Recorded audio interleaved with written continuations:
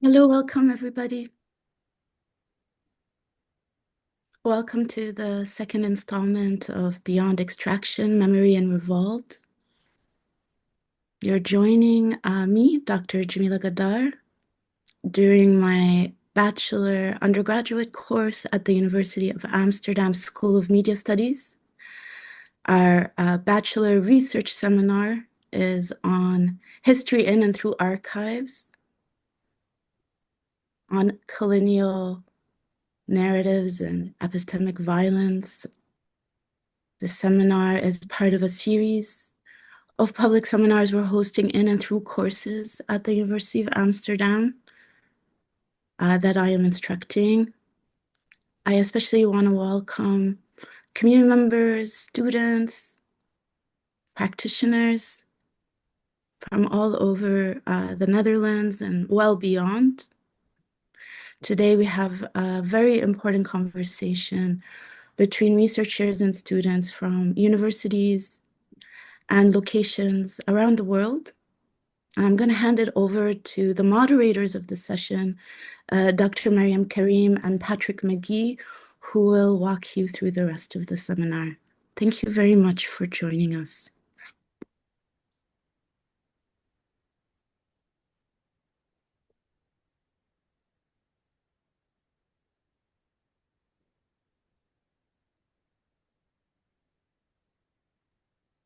Hi, everyone. Thank you again, as Dr. Jamila said, for being here, and a special hello to the students from which this seminar kind of started and has expanded. So today we have a very exciting lineup of speakers. I will first introduce the seminar series, and then my co-moderator here, Patrick McGee, will introduce our speakers. The speakers will then give a 10-minute presentation, and then we will have two rounds of conversation, roundtable conversation. And you're welcome to, of course, add any questions that you have in the chat, and we will be sure to discuss them during the roundtable concluding session of the talk today. So, this is the second event of the seminar series under the title Beyond Extraction, Memory in Revolt. It's a free virtual series committed to confronting and dismantling the colonial and white supremacist logics that continue to structure archives, media infrastructures, and heritage institutions. Moving beyond extraction as both method and metaphor, the series insists that memory is not a resource to be mined, cataloged, or commodified, but a living terrain of struggle. It spotlights the incredible intergenerational work of students, scholars, and practitioners to preserve resistant histories and alternative knowledge in the present and for the future. Co-hosted by the Archives and Digital Media Lab, ADML, and Nasawiyyah Arab Media History, and convened with the broader framework of the Pedagogy for Archival Liberation Project, the series convenes an urgent and generative space for collective strategy and transformative praxis.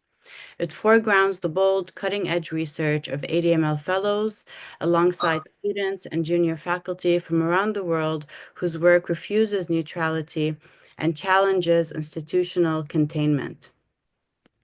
Led by Dr. Jamila Ghaddar, myself, Rose Mionga, and Crystal Payne, the Pedagogy for Archival Liberation Project advances South-to-South and South-North exchanges that reject extractive knowledge economies and instead cultivate solidarities grounded in accountability, reciprocity, and return. Housed at ADML, it works to build transnational networks dedicated to reclaiming archives, knowledge systems, heritage, narrative authority, history, and land from empire and white supremacy.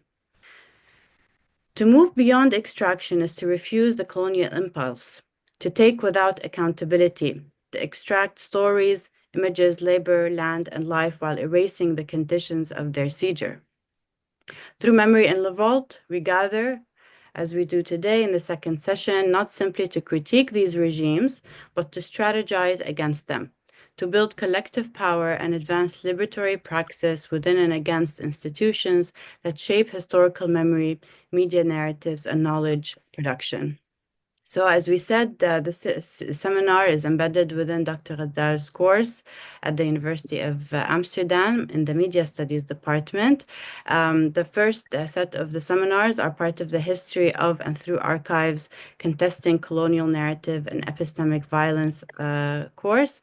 And the second set is part of the graduate seminar titled Archival Activism. So bridging scholarship and struggle, theory and practice, the series brings community into the classroom and the classroom into the community, inviting participants to reimagine archival and heritage futures beyond colonial containment and towards reparative possibility. Our next session is on March 16th, next week, and I think Crystal will put the link in the chat so you can have an idea of the upcoming sessions to register, and we hope to see you again next week. I welcome my co-moderator, Patrick McGee, who will introduce the speakers. And Patrick, of course, we've been working together for years now, who's also a fellow at the ADML. Hi, everybody. I'm so excited to introduce, in the order they'll be presenting, our four speakers today. The first will be Dr. Diama Ghaddar on street art, toucheries, and social media, how Palestinian artists and memory workers contend with ephemera. Dr. Ghaddar is an instructor at the University of North Texas, where she leads courses in archival appraisal, digital imaging, and information retrieval. Her research focuses on archives, images, semiotics, and cultural preservation, with particular emphasis on documenting ephemera. Her dissertation examines Palestinian art as a case study for analyzing and understanding ephemeral art documents.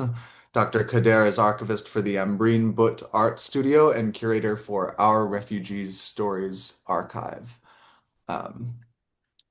After that, we'll hear from Odri Lupita Klauss from the Netherlands on the limits of intention between what happens and what is kept. Odri Lupita Klauss is a Honduran-born maker, meandering researcher, and archival and information studies graduate, working at the intersection of heritage, archives, and displacement. Trained in architecture and spatial planning, she studies how race, queerness, disability, and migration shape both archives and built environments. Her work traces how records, personal and institutional, both hold and withhold memory. Following Odri, we'll hear from Alia Reza. Their presentation is called Our Stories Are Often Forgotten on South Asian Belonging, Storytelling, and Information Seeking in DMV Museums. Alia is a PhD candidate and instructor at the University of Maryland's College of Information. She has an academic background in anthropology and art history and has worked in various museums and schools throughout her career. Alia's work looks at the intersection between information seeking, information justice, and museum studies through an anti-colonial lens. She focuses specifically on the relationship between South Asian communities and cultural heritage institutions as both stewards of history and culture and repositories of information. And last but not least, we'll hear from Yara Abu Khadijeh, on the representation and visibility of Palestinian narratives in the JLAC Palestinian Missing People Archive. Yara is a master's student in the Archival and Information Studies program at the University of Amsterdam, with a background in film studies, digital media, and historical research. Her work focuses on decolonial archival practices concerning Palestinian memory, identity, and resistance. Her master's thesis examines the Palestinian Missing Persons Archive held by the JLAC, exploring how archival practices influence the representation and visibility of Palestinian narratives in contexts of disappearance, displacement, and loss. So with that, I would like to invite Dr. Diama Ghaddar to start us off. Thank you, everybody. Thank you so much for the introduction, Patrick. Let me fix my Let me screen. put you in the spotlight, Dima. Thank you. تفضلي. Thank you. Oh, it's not full screen, the presentation. We're good? Thank you. تفضلي. Thank you. So, hello everyone. I am Dr. Dima Ghaddar, and today I'm going to be going over street art, tatreez, and social media, how Palestinian memory workers are contending with ephemera. So, I'd like to start us out here with examples of how ephemera manifests within Palestinian art. In its broadest sense, we can see ephemera within street artworks. Here we see this portrait of Leila Khaled painted on the border wall. It's bold, stark, legible, and it reads clearly, "Don't forget the struggle." Next, we have an image of the same section of the wall taken sometime later, but now another portrait has been erected next to Leila's, and what once read, "Don't forget the struggle," vaguely and faintly reads, "Forget the struggle." Next, or due to its nature, street art in any context, in any part of the world, is intrinsically ephemeral. But this vulnerability to erasure is only exacerbated in war zones where the structures themselves that the art is housed, those structures are at risk of erasure. The mural seen here, riddled with bullet holes, is crumbling along with the building on which it was painted. And this vulnerability extends not only just to art that is painted on outside structures, but truly any art that is created within a war zone. Palestinian visual artists living in Gaza began sharing on Instagram the destruction of their artworks after returning to their homes during the 42-day ceasefire of early 2025. Artist Raed Issa pulls a canvas painting from the rubble, and under typical safe conditions, paintings on canvas can last decades, centuries even. Here, another artist shows the ruins of his studios, shuffling through a pile of small paintings and sketches which are now burnt and torn. Expanding the notion here of ephemera, Palestinian art does not only face physical erasure, but a conceptual erasure as well. As millions of Palestinians forcibly displaced or living in the diaspora are separated now by generations and thousands of miles, we lose proximity to our ways, to our indigenous artistic practices, tatreez being one of them.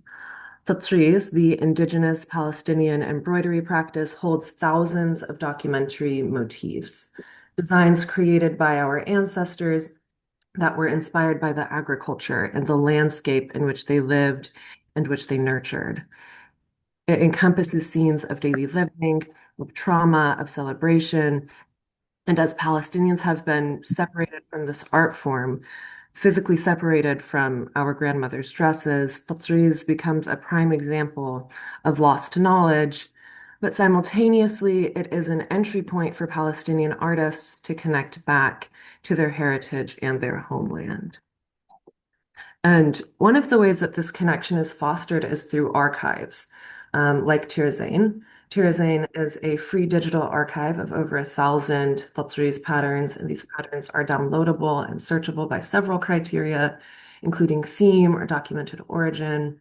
It's archives and databases like Tirzain that make indigenous knowledge accessible to everyone, but especially to Palestinians.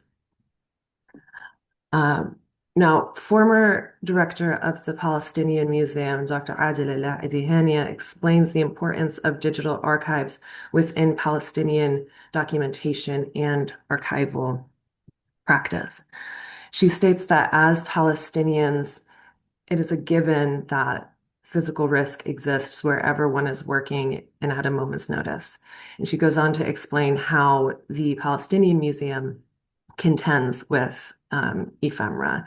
So the museum does not have to keep physical archives. Rather, they borrow endangered collections, conserve and digitize them, upload them to an open access platform, and then return them to their owners.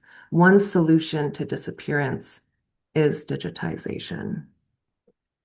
And this practice of digitization and documentation is utilized by institutions and archives like Palestinian Museum and Tirzain, but it's also utilized by individual Palestinian artists. Out of necessity, Palestinian artists self-document and digitize their work. And the most accessible and visible way to do this is, of course, through social media. Now, for my doctoral research, I examined a number of documents from Palestinian memory workers. And as an aside here, when I say memory workers, I'm referring to both artists and the folks working with archives. So Palestinian artists are simultaneously creating art and contributing to a community archive, safeguarding Palestinian culture, and they are indeed memory workers. So the documents I analyzed include images of artwork, Instagram posts and captions, and materials published by archival initiatives. And the ones that I want to focus on here in this presentation are the social media posts by the Palestinian artists. So briefly, the findings of my research, 4 threads were woven throughout all of these documents, right? And they were pervasive throughout Palestinian memory work. And those were culture, heritage, and memory, community knowledge, proximity to Palestine, and resistance and resilience. And we'll go over each of these. And for each theme, I'll share just one Instagram post that I found from Instagram. Now, the first code, the first parent code or theme is culture, heritage, and memory, with child codes like commemoration, documenting and archiving trauma, destruction. Sorry, on the left here, this column is the code. The center column is the definition of the code and one excerpt from my content analysis. And then that right column is how many times it showed up throughout all of the documents. So again, we have child codes like erasure, destruction, displacement, because these are elements that are woven so deeply within and around Palestinian culture, heritage, and memory. And then also things like promotion of Palestinian culture. And one example of that is try and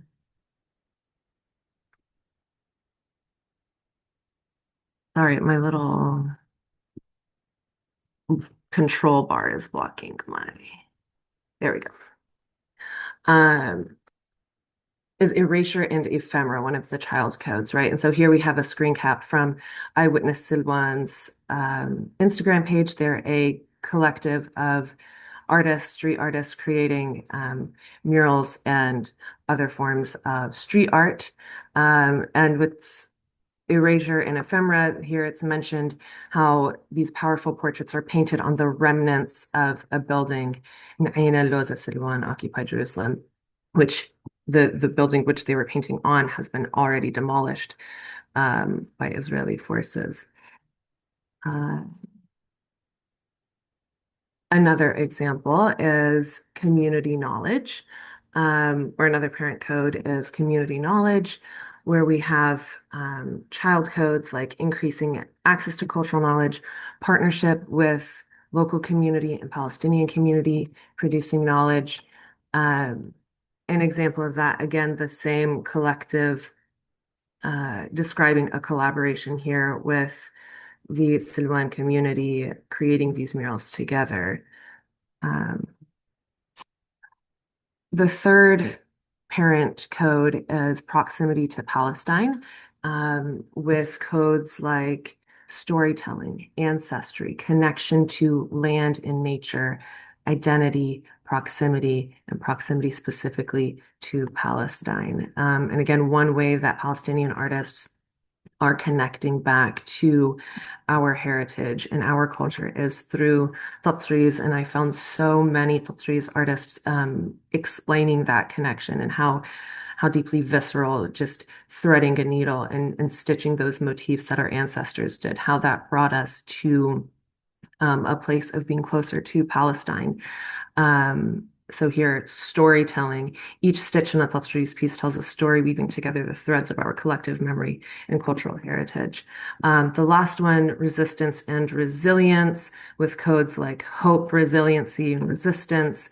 We have this Instagram post from Sleiman Mansour talking about how hope and it's not only rooted in the dream of liberation, but in the belief that one day we will reclaim our land, our rights, and our place in the world.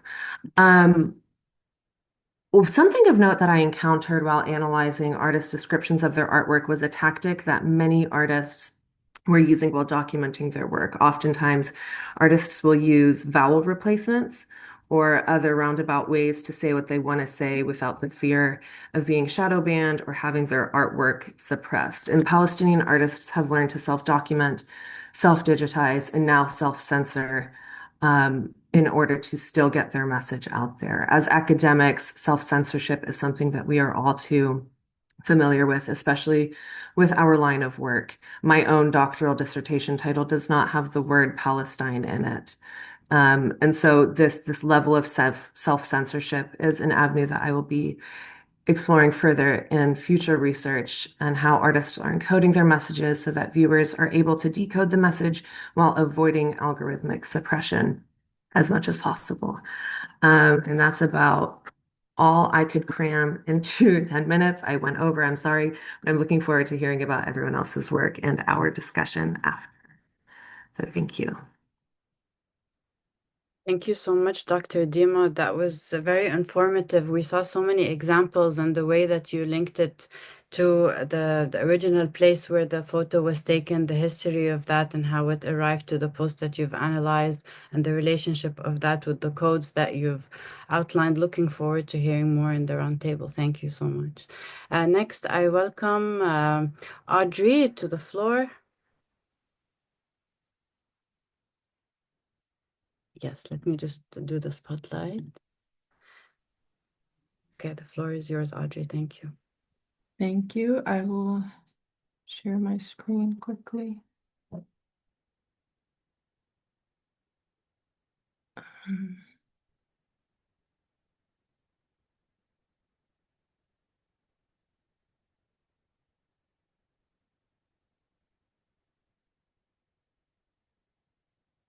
Is it visible?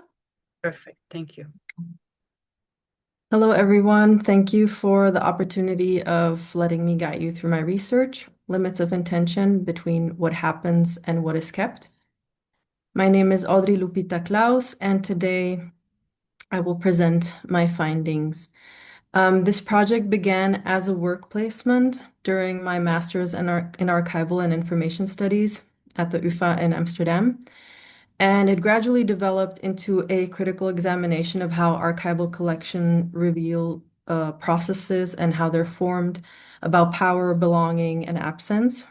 My positionality as a Honduran genderqueer chronically ill adoption survivor, having grown up in Europe with many opportunities, but also enduring everyday racism in every facet of my life, also informed my further steps. My research took place at Atria, a pioneering institute for gender equality and women's history in the Netherlands. Atria has played a foundational role in documenting feminist histories for nearly 90 years. Yet at the same time, the institution is also shaped by a paradox. Despite decades of feminist commitment, intentions often collide with structural realities. Like many European heritage institutions, Atria was founded within a social structure marked by white middle-class privilege and therefore by white supremacy. Those conditions enabled the creation of an archive, but they also embedded exclusion into the foundations. During my research, it also became evident that multiple of the founders were connected to the feminist eugenics movement. This highlights how early feminist projects in Europe and the so-called USA are connected with these roots and how anti-colonial struggles are not understood and are normalized within institutional history. Atria invited me, therefore, to review their collection formation history in order to identify gaps and reflect on how past decisions continue to shape the archive today. So the goal was not only a historical reflection, but also to inform their future collection policy coming up in 2027. My central research question therefore asks how societal, institutional, and organizational forces shaped Atria's archival collection formation, including its internal policies, and how do these processes reflect underlying assumptions about value, legibility, and belonging when read through liberatory lenses. I explore how these findings might inform more accountability and more accountable liberatory collection policies, particularly in relation to the presence and absence of racialized migrant, queer, trans, and crip feminist histories within their archive. The research draws on three main theoretical orientations: situated standpoint theory, decolonial archival critique, reflexive engagement. And together, these approaches form what I describe as a kaleidoscopic lens, a way of reading institutional history that refracts power from multiple angles. And rather than treating archives as neutral repositories, this framework also asks how archival practices actively shape whose histories become legible and whose remain invisible. Methodologically, the project was a 5-month reflexive case study, and it combined document analysis of internal policy texts, semi-structured interviews with former and current staff, thematic coding using Atlas. And through this process, I traced how acquisition decisions were made and how institutional priorities were articulated across the time of 90 years. On this slide, you can see a timeline of key policy documents from 1977 to 2025. While the language slightly evolves, the underlying assumptions about what counts as collectible material remain remarkably consistent throughout, with the exception of the external document, so not by Atria, from 2003, reviewing Atria's inclusivity surrounding Black migrant refugee categories critically and giving Atria input on this, which was followed by a slightly more inclusive internal text or multiple texts, which were nonetheless still marked by this categorization rather than a plural understanding of the archive as a whole. For context, the BMR category is not an abbreviation created by Atria, but by the Black feminist movement in the 80s in the Netherlands. And Atria is continuing to use this abbreviation, and about 10% of Atria's 2-kilometer archives are labeled as RBM archives. You will also notice the question mark in the timeline. So one interviewee referenced an early policy brief document on collection formation, which she wrote herself. And for nearly 2 months, I could not locate this document. Eventually, it was found in an external depot. This small archival disappearance, though, also says something important about how institutional memory itself is maintained or forgotten. And interestingly enough, I also came across this note, which accompanied the first general policy of 1985, which shows the priority of the policy was mainly addressing external subsidy providers from the start. From the interviews, 3 central themes emerged: acquisition practices, vision as policy, and organizational culture. In the center of this diagram appears what several interviews described as a luchtkasteel, in Dutch. In English, that translates to a castle in the sky, a vision, a fata morgana. It refers to a recurring pattern. Inclusion is imagined and articulated, but rarely operationalized. In other words, intention without action. Across the interviews, it became clear that stated inclusion does not equal enacted inclusion, that feminist intention does not automatically produce liberatory archival practice, and awareness alone does not constitute intervention. Here's some interview excerpts for illustration. I think it focuses on a very narrow group of women, cis, white, able-bodied, upper middle class. One week it was, we're not just an activist archive, we're a women's archive. And the next week it was, we're a feminist archive. And I was like, which is it? This illustrates how institutional identity itself can remain unstable, especially when political commitments are not structurally embedded and clear to everyone. Funding structures also continue to shape institutional decisions as it does in many smaller archival institutions. Several interviews described how governments subsidize influence, organizational positioning, and language. Strategic moderation was sometimes adopted in order to minimize perceived risk, even when staff members themselves doubted the effectiveness. As one interviewee explained, it wasn't unwillingness, it was more, how do you do that without disrupting everything? It's always easier to accept someone who fits into your environment than someone who doesn't. This reflects how structural constraints and institutional comfort zone rooted in internalized racism continue to quietly reproduce exclusion. Across the material, three structural layers of exclusion emerged: reactive acquisition practices, policy as obstacle, and a culture of institutional stasis. In this system, legibility exists, but primarily for what is already known and recognized. Inclusion, meanwhile, is often framed as a future aspiration rather than a present obligation.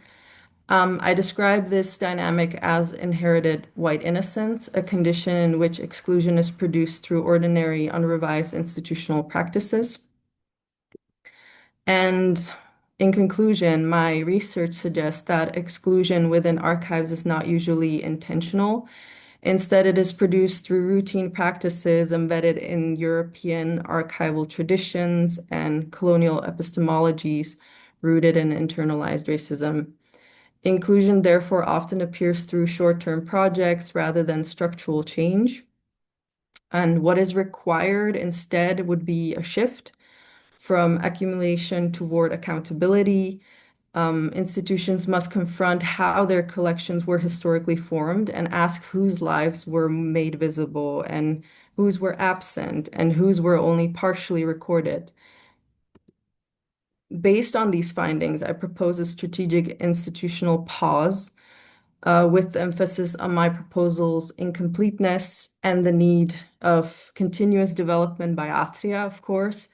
So I propose a 12-month intervention focused on slow archival practice, responsible stewardship, and community-centered co-creation. This would involve decentering European acquisition traditions, learning from community-led archives, embedding partnerships with marginalized archival initiatives, and allocating the funds for such partnerships in practice and on paper, and making institutional limitations publicly visible and known. All this needs embedding in this future policy. The aim is to shift from continuous expansion toward ethical stewardship of existing collections. Ultimately, the question becomes if can institutions like Atria interrupt its own institutional defaults through exploring their limits, pausing dominant acquisitions, and shifting accountability? Can it pause long enough to recognize what it has been reproducing and imagine a different archival future? I would like to close with two reflections.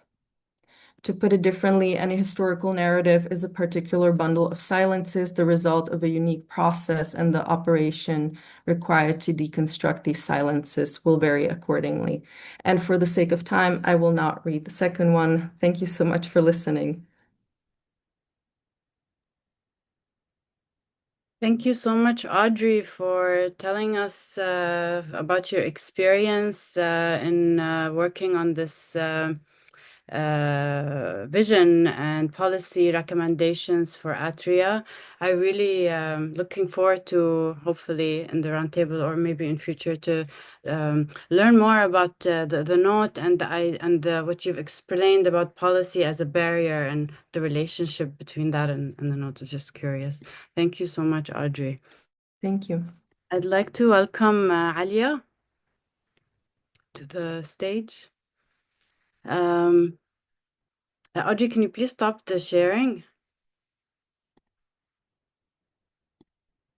of the screen? Thank you so much. Thank you, Alia. The floor is yours. Hi, everyone. Let me just get these slides up and running. Ooh, there we go.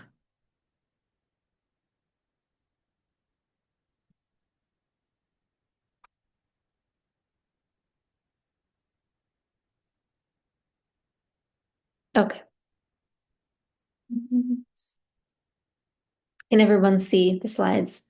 Perfect. Thank you. And some nods. Okay. Well, hello, everyone. My name is Alia. I am a PhD candidate and instructor at the University of Maryland, and I do research on the relationship between South Asian communities and the museums and cultural heritage institutions in their area. So my current research focuses specifically on communities in the Washington, D.C., Maryland, and Virginia area. We're going to do a very, very quick overview of what is a very detailed study. I don't think that I need to get into the nitty-gritty of how museums are institutions based in colonialism. I think that everyone in this room kind of has the general idea of that. For South Asian communities specifically, we see in museums and archives and libraries a general tendency to, when these communities are represented, dilute their history and identity, oversimplify their history and identity. One of the biggest ways that we see that is to call all South Asians Indians, or everything from South Asia Indian. And this is a critique that a lot of post-colonial and subaltern scholars have had about museums. One puts it very well when she says to call this group of immigrants Indian Americans when they themselves may not identify as Indians is to elide the profound difference of class, caste, gender, sexuality, ethnicity, religion, and region that are central to transnational formations of diasporic subjectivity. So by oversimplifying these groups over and over and over again and claiming that as representation, it's actually just another form of colonial documentation and colonial representation where we're not really getting into what makes South Asians South Asians. So the big overarching barrier that's stopping museums and cultural heritage institutions from reaching these communities is actually a lack of understanding regarding how South Asian communities use and interact with the materials in museums as well as with communal and cultural memory overall. And so to address that, I asked a couple questions. How do members of DC, Maryland, and Virginia-based South Asian communities engage with museums and cultural heritage spaces? And how do they engage with community and cultural memory? Now, oh, there we go. A very, very quick overview of some of the findings. The main thing that we found in terms of the relationships that these communities have with museums is that they don't trust them. They're very wary of these museums. They're very aware of museums' colonial histories and the fact that they are rooted in World's Fairs and that a lot of their items that are in there were stolen from their communities. They know this. And because of that, they do not believe that museums are able to adequately tell their stories. So one participant says, it's important for museums to try and atone for their past and ongoing harm, but I think at the same time, they'll never fully regain the trust of marginalized communities. And another, Zoya says, I don't think that's ever going to happen. for a government or a society to fund a place that's going to share information that's not in their favor. So Shivansh really believes that museums should try to overcome their colonial past. It's their responsibility to do so, but that doesn't necessarily mean that communities are ever going to trust them again. It's like this back and forth. Zoya, on the other hand, really views museums as propaganda institutions. She sees things that are displayed in these museums as things that corroborate government narratives and colonial narratives. And she doesn't actually think that museums that would properly cater to her communities are ever going to be a thing that exists. Now, quick note, when Zoya is making this statement, she is specifically referencing two exhibitions that she saw recently, and one was a depiction of communities in Afghanistan, and the other was a depiction of Palestine, and they made her extraordinarily angry. A quick note here, because I forgot to mention it previously. The participants in this study are all South Asian residents of the DMV of DC, Maryland, and Virginia. They participated in multiple focus groups with each other where they drew a couple diagrams, one diagram being the way that they view museums when they just think of the word museum, and then the other diagram being what they want from museums. Like if there was an ideal museum that catered to their community, what would it look like? And in between the two drawings, they talked to each other for an hour to an hour and a half about their experiences with museums and how they view museums and other cultural institutions in relation to their communities. So overall, they don't have the level of trust in museums that allow them to have positive relationships with museums and the ways that they tell their stories. So if they're not getting that kind of information from museums, what sources do they trust? I specifically asked every participant, when you want to learn more about your South Asian history or heritage, where do you go? And they largely answer that they go to their family, they go to their community. And this is something that we see time and time again in previously colonized communities, is they're going to the rest of their community for information. So one participant says, I mainly use my parents or my family as a resource because my parents are always talking about politics, including South Asian politics. So Rachana talks about how she'll go to events like community events or family reunions, and she will situate herself into those conversations where she knows that her parents or auntie and uncle are going to be talking about South Asian history so that she can absorb that knowledge. Basma says, I've gone to my parents and the elders of my family to learn more about the culture and history from their perspective. Because for me, growing up, I didn't see a lot of that being offered in textbooks in school or in museum exhibits. So Basma uses her parents and her community as her resource because for most of her life, that was her only resource available. She wasn't able to get information about her community in school. She wasn't able to get it on field trips. This was quite literally the only way that she could find historic or cultural heritage information about South Asia. And another participant says, I ask my family more about their experiences as they come up, like specific religious events or practices. Now, Jagrav continues to explain that when he asks his family about specific things that they've experienced or like specific family histories, he then takes those stories and tries to do some internet searches on the history behind it so that he can situate his family stories into the broader history of South Asia. So how do we take this and actually implement it into museums? Well, participants still want their community stories and they still want the storytelling aspect of information to be a part of museums for them. So Sohana puts it best when she says, if you're going to learn anything about history, talk to the people whose history it is. She wants to make sure that museums are actively talking to South Asian communities, that they are actively getting those stories and narratives firsthand from communities, as opposed to simply telling the colonial simplified narratives that they've been telling for decades. Now, if you look at the drawing On the slide, this is an ideal museum drawing from one participant. And next to the purple star is an area labeled Community Sharing Room. Now, Preeti, who drew this, describes this as a room where people from the community can come, sit, and talk to each other and just share their stories.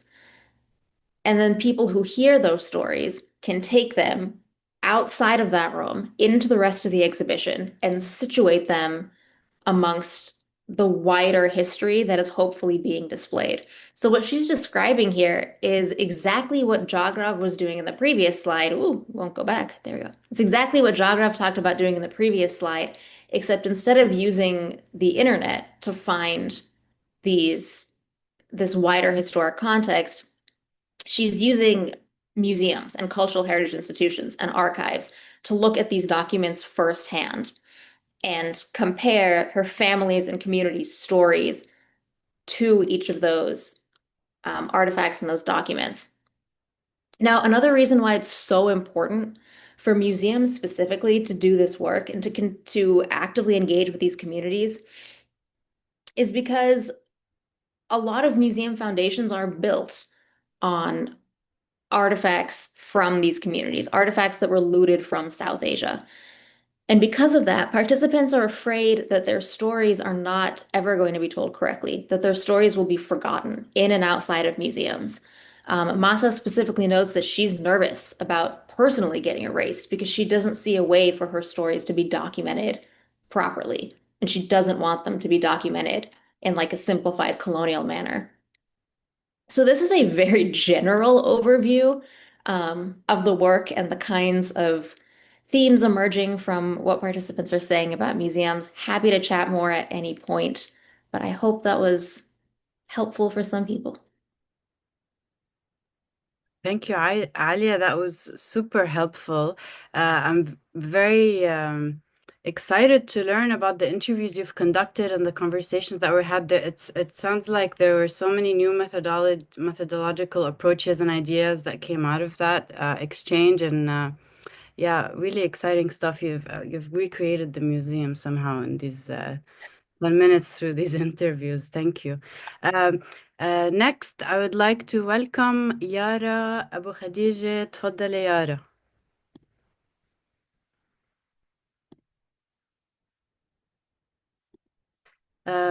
The full screen, if possible, for the slideshow. Thank you. Can you see my screen? Yes, but it's not full screen. Okay, yeah. Just give me a PowerPoint. second. Sure. Is this okay? Perfect. Thank you. Okay. Welcome everyone, and thank you for taking the time to be here. I know that in the middle of everything that's going on with the world right now, it isn't always easy to pause and gather. But perhaps this is exactly why we're here. So I'm gonna start my presentation. My presentation is based on my master's thesis, and it's titled Archiving Absence, the Representation and Visibility of the Palestinian Narratives in the JLAC, which is the Jerusalem Legal Aid Center Missing Persons Archive. While I was writing this thesis, Gaza was under heavy bombardment, and it still is. It was under siege, and it still is. It was being obliterated, and it still is. Families were and still are waiting for peace. They are waiting for a message, a sign, a body. Most of the time, they receive nothing. So, disappearance in Palestine is not only physical, it is also archival. So, if someone is not recorded, not acknowledged, not categorized, they also risk vanishing twice. So this thesis asks, what happens when disappearance meets the archive? For my research question, I ask, how do archival practices in the Jerusalem Legal Aid Center Palestinian Missing Persons Archive shape the representation and visibility of the Palestinian narratives of disappearance? This question starts from a simple but critical premise that archives are not neutral. And as archival scholars like Schwartz and Cook argue, archives do not simply preserve the past, they produce it. The way records are categorized, described, and made accessible determines what becomes visible and what remains absent. Why does this matter? This research was urgent for several reasons. First, enforced disappearance is not a closed chapter in Palestine. It is still ongoing. Second, although international law defines disappearance as a continuing crime, Palestinian cases remain structurally excluded from international legal and humanitarian frameworks. Third, there is almost no academic research on Palestinian missing person archives and Palestinian missing persons cases in general. And finally, Gaza intensifies everything. So this is not just about documentation. It is about whether absence becomes permanent or not. The case study of this thesis is the Palestinian Missing Persons Archive, or as I call it, the PMPA, housed at the Jerusalem Legal Aid Center, the JLAC. This archive documents Palestinians who disappeared during armed resistance, imprisonment, Israeli military operations, or enforced disappearances, especially in the 1960s and 70s, although the issue continues today. I would like to highlight that this archive was a result of the organization's campaign of looking for martyrs' bodies or trying to retrieve martyrs' bodies from the numbered cemeteries that are operated by the Israeli occupation. And during the time when they found no bodies, but also families documented that their loved ones are missing, this is where they started building a missing persons archive. And to note that sometimes people do consider administrative detentions as enforced disappearances. However, in the case of my thesis, it was not studied due to the known whereabouts of the individuals and many more other factors that complicates it. But now, most importantly, this archive did not begin as an archival project. It emerged from legal advocacy and from families searching for answers. And as one interviewee said, it was born from pain, silence, and the fact that no one else was keeping track. So this is not a formal state archive. It is a counter archive shaped by urgency and relational care. To look more at the archive itself, the PMPA operates across three interconnected layers. So first we have the paper archive, which is hosted at the JLAC office in Ramallah. They have an internal institutional database, which unfortunately I cannot see because I cannot show because it's classified. And finally, they have a public online platform, which is consent-based by the families. And as you can see in the pictures here, this is what you see whenever you open the platform. And if you click at a person's picture, you would see all the information about their disappearance. As you can see here, there's a death date, but this death date it's because it's systemized, and they also have and the same platform for the bodies in the numbered cemetery. So the death date here means the disappearance date. This structure is hybrid and improvisational. It wasn't designed according to any international archival standards like ISAG, for example.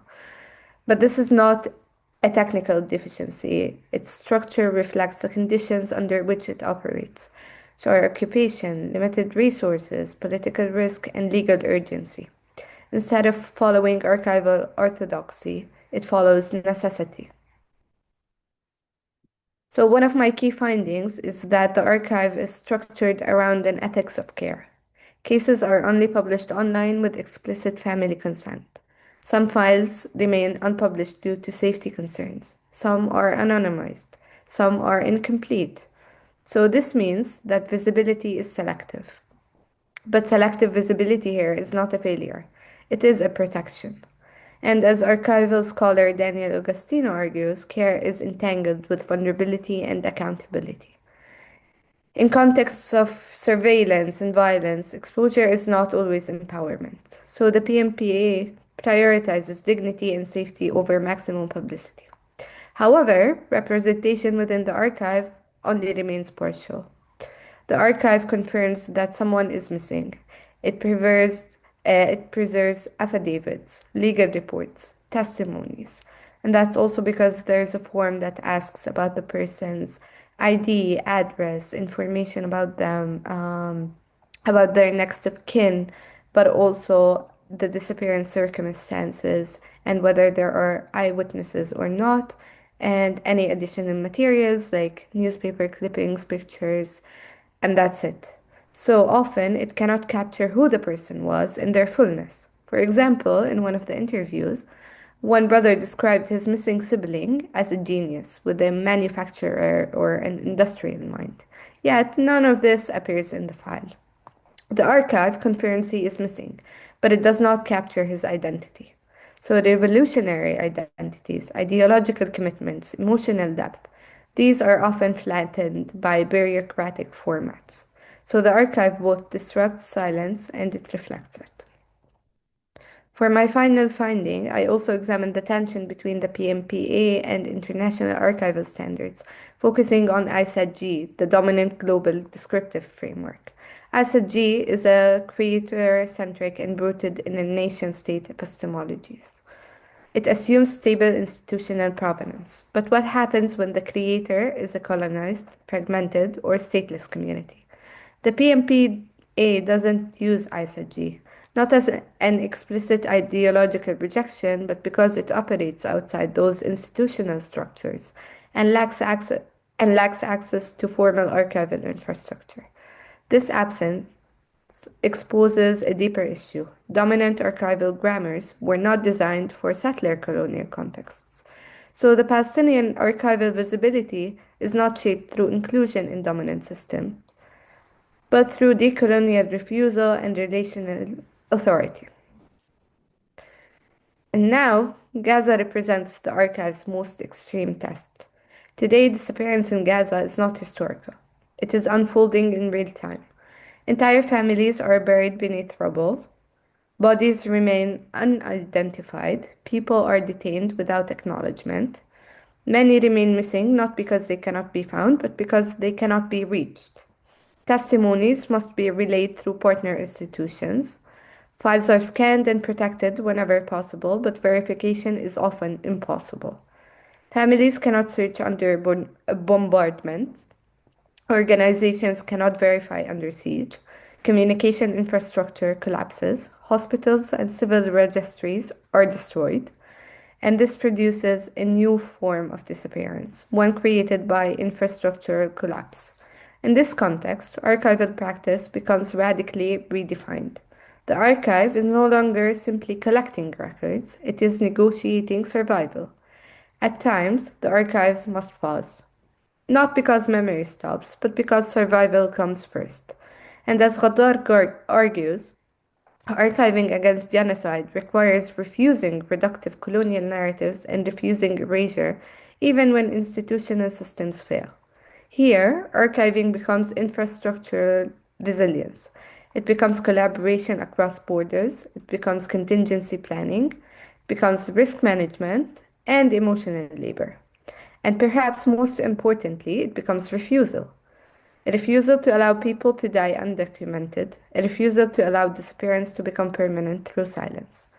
In Gaza, the archive does not simply preserve the past, it struggles to secure the future possibility of memory itself. In such conditions, disappearance is no longer only a legal category, it becomes archival violence. The destruction of the conditions necessary for recording, verifying, and remembering. The attack is not only on bodies, but on registries, archives, and infrastructure of recognition. What we witness in Gaza is not just mass death, it is the attempted erasure of trace. So finally, the PMPA does not resolve disappearance, it does not provide closure, it does not fully represent ideological complexity or emotional depth. But it holds disappearance open, ethically, politically, and narratively. It preserves contradiction, vulnerability, and it resists erasure.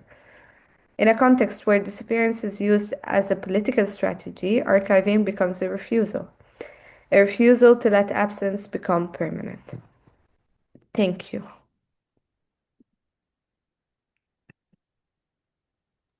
Thank you, Yara, for sharing your very important work, as with everyone. I'm going to invite Patrick. Thank you all so much for your presentations.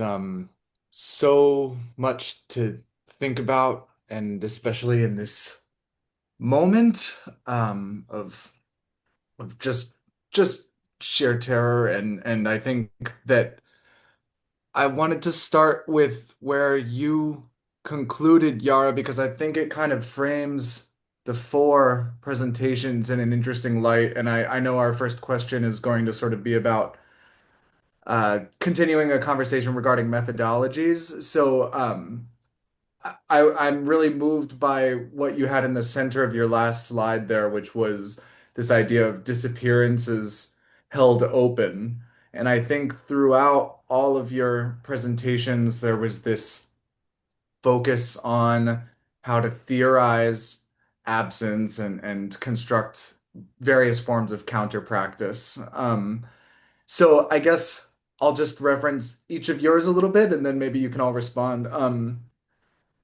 Uh, in the first presentation, Diama, you spoke on semiotics, and I think really well framed by the first image, which uh, said, "Don't forget the struggle," and then it's erased and it says, "Forget the struggle." And you referenced the sort of like ways that destruction of physical infrastructure are impacting the art, but then it's being reshared, and sort of how these like the semiotics of the narrative, I guess, is something that I'm interested in hearing you talk about a little bit more. Turning to Audrey, um, I'm interested in your experience at Atria, and I'm curious about if their sort of like prior history and this sort of like long displacement of documents that occurred. I mean, I just looked it up briefly, and a lot of their records were held in Russia after 1940, and only returned in 2003. So if you came across that, I would be interested. And I guess to put you in conversation with Diama, you also referenced this idea of thematic coding and a kaleidoscopic lens. So maybe we could talk on this semiotic methodology a little bit more. Uh, Alia, um, you speak on whether museums should be accountable versus the impossibility of that occurring, which I think also sort of refers to this idea of how do we theorize the absence of something and approach something through a sort of like policy or methodology of refusal. You also speak on narrative and how museums should be engaging more with just like direct negotiation of primary source information, like gaining primary source documentation directly. And then just quickly, I know I've gone on a little bit, but you all were they were fascinating presentations. Uh, Yara, bringing it back around, um, you concluded with talking about collecting records versus negotiating survival in the present moment. You referred to Jamila's um, refusing erasure as a sort of resilience. And I'll just conclude by saying I, again, was really interested in this idea of disappearances held open. So maybe we can start with Diama. Right, yeah. So semiotics, right? My favorite way to describe semiotics or an entry point into semiotics is that there's no sign without a code, right? We can send a message out there, but if you don't have the coding abilities to interact with that, then the sign is lost, right? The message is lost. And we see that so much with context surrounding Palestinian art. where the intricacies of everything that's happening around when a piece of art is created is lost. So with so much of Palestinian experiences and culture and life. It's just subject to so much erasure, right? So for example, one street artist that I had interviewed, I wanted initially to conduct interviews for my research and my methodology, but was unable to. Bureaucratically, a timeline, uh, IRB, there's just a lot of things, not to mention I was doing my research in 2024, 2025. So the street artists that I'm wanting to interview have bigger things on their plate, right? But through one of my preliminary interviews with a street artist, he was talking about the motivation behind one of his artworks, which was a stencil of a child with barbed wire around her stomach, right? And that piece was specifically it was created in response to the restriction of food and aid in Gaza, um, like a moment in time, a response to a moment in time, that level of context that is embedded within the temporality of the street art that is removed from the context, right? As we're interacting with these pieces, especially when we're interacting with them, removed from the source. We're interacting with them on social media platforms. We're interacting with them with shifted context or limited context. And so I don't know if that gives anything, but it's just what I thought of whenever you gave the prompt of semiotics of the narrative. Yeah. Yeah, thank you very much. I mean, is there anybody that is interested in continuing that or responding to that? I mean, I think the idea that it's embedded in a context or a temporality, but then you're looking at it with you have to acknowledge that distance that you have from the artwork while also understanding the sort of like trying to engage in that is a very, I mean, I think it's something a lot of people are dealing with just with studying social media and digital materials in general. So, but the floor is open. I guess we can just continue in order, maybe. Yeah. Audrey, would you like to respond? Yes, thank you for the prompt, Patrick. I mean, yeah, definitely it made me think about, the context all of our researches are embedded in. And as you mentioned before, um, in the example of Atria, of this small archival institution in the Netherlands, there is definitely this prior history that entangles this whole current situation more, of course. That's always present. And as you mentioned, there was a massive chunk of the archive missing for a very long time because it was stolen by the Germans um, somewhere during World War II, and it reappeared or was returned in 2003. I think it went through Prague or through Czech Republic to Russia and couldn't be located for a while. And I think parts of it, if I'm not mistaken, are still missing. Mhm. Um, but that definitely was something that shed a light on why, for example, acquisition practices were a bit more broad, maybe, or why the archive tended to receive more material right after that happened, or in the, I don't know, 2 decades, 3 decades after that happened, because um, there was this hole.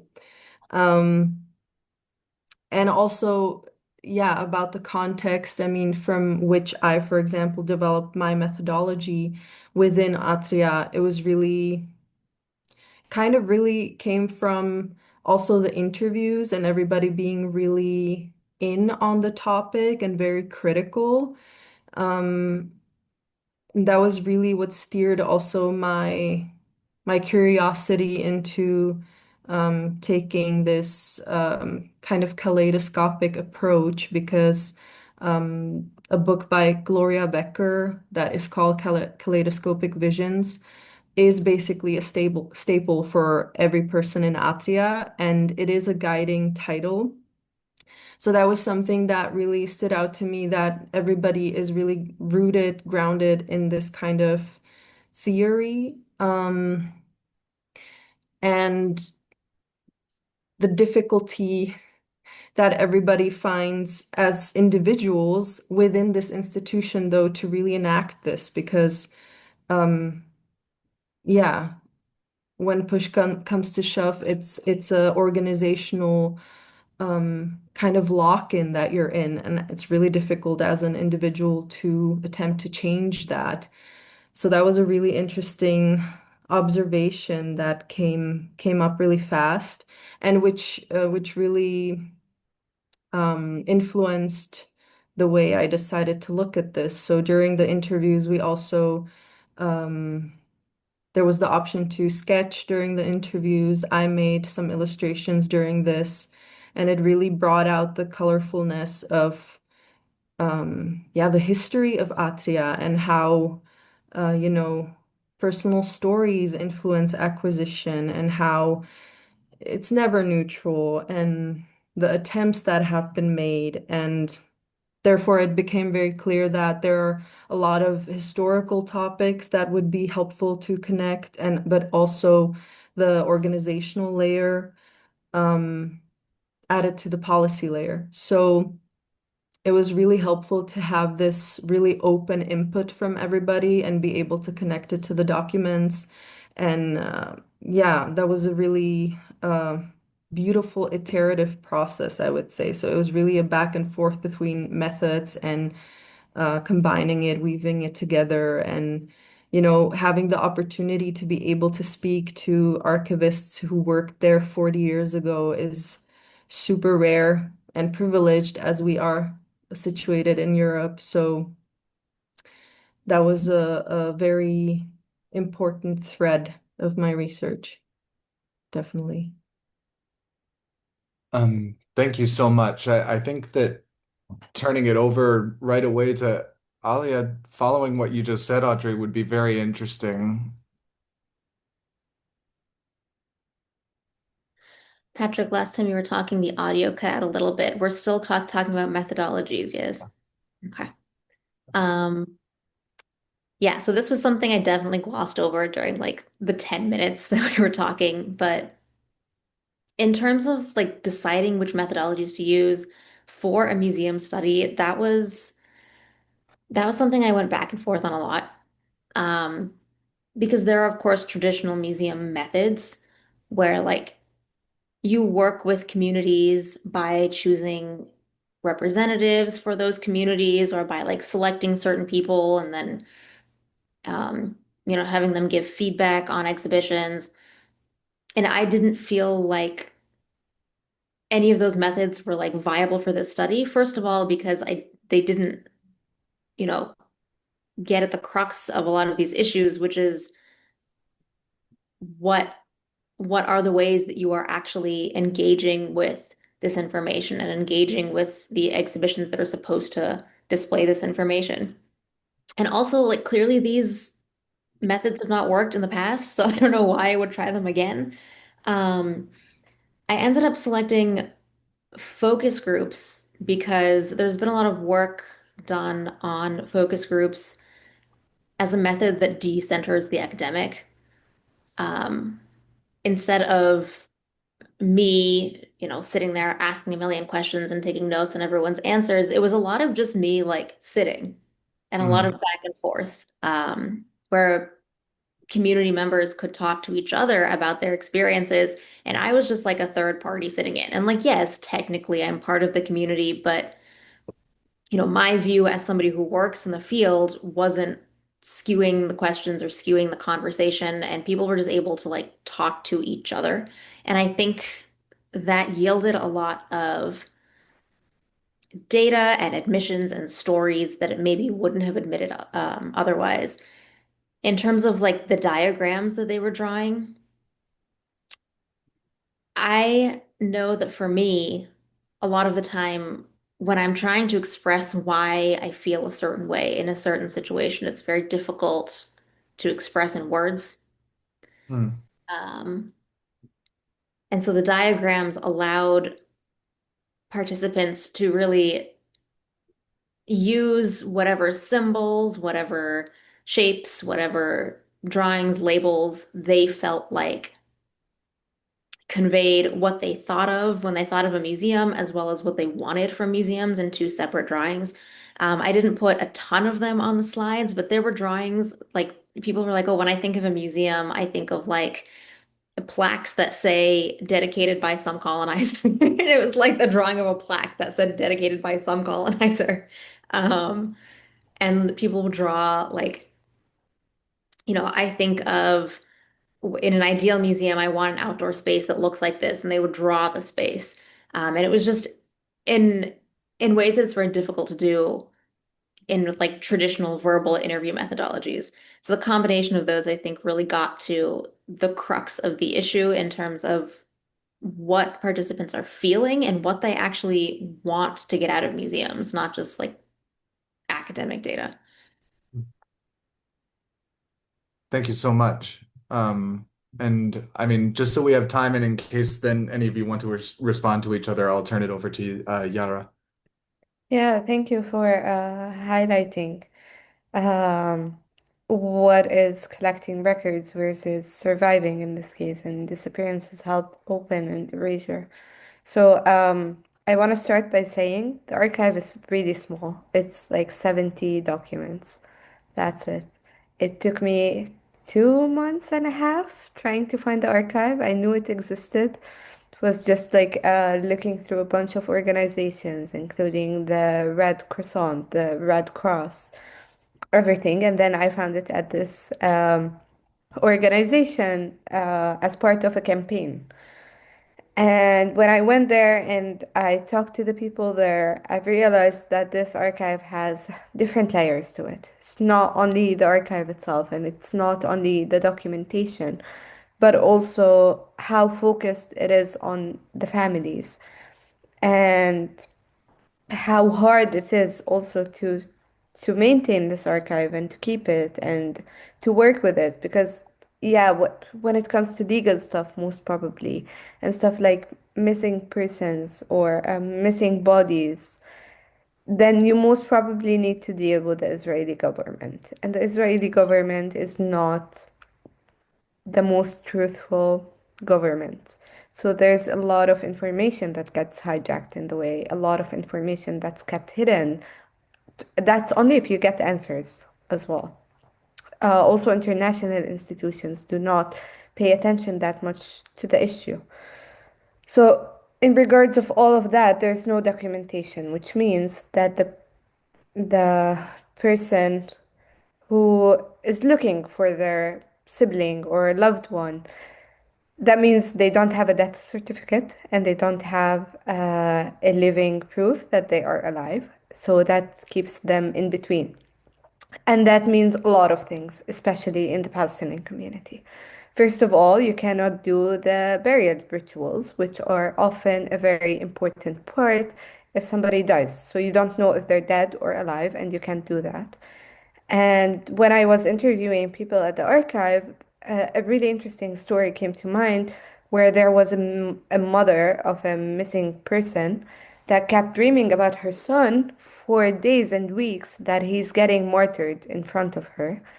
And it was until the moment they found the body months later that she stopped having those nightmares.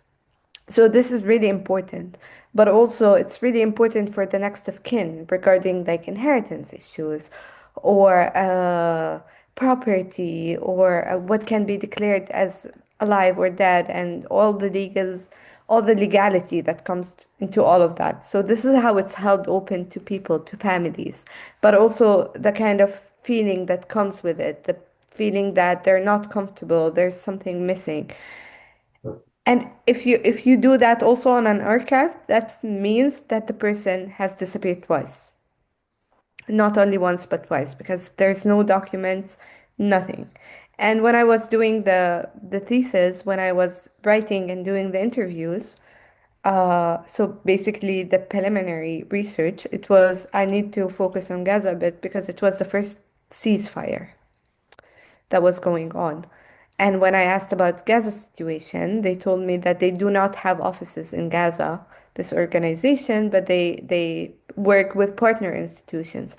And at the time, it was really impossible to know whether people are missing or whether they are in Israeli prisons or they're under the rubble or anywhere else because it was impossible to search for these people. It was impossible to fill forms and it was verification was basically impossible. So with all of that being said, it is still open. It's gonna remain open, especially for these families until these bodies are found. But yeah, it's a difficult thing to navigate.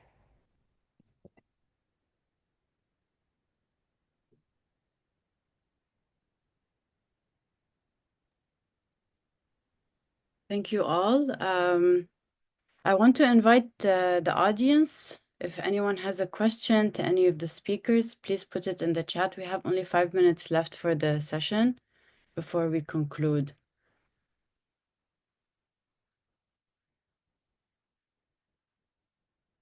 So we have a question from Amal in the chat to Audrey, and I think maybe can be related to everybody here. Can you elaborate on your findings on white fragility? I recall you speaking on this. Yes, thank you for the question.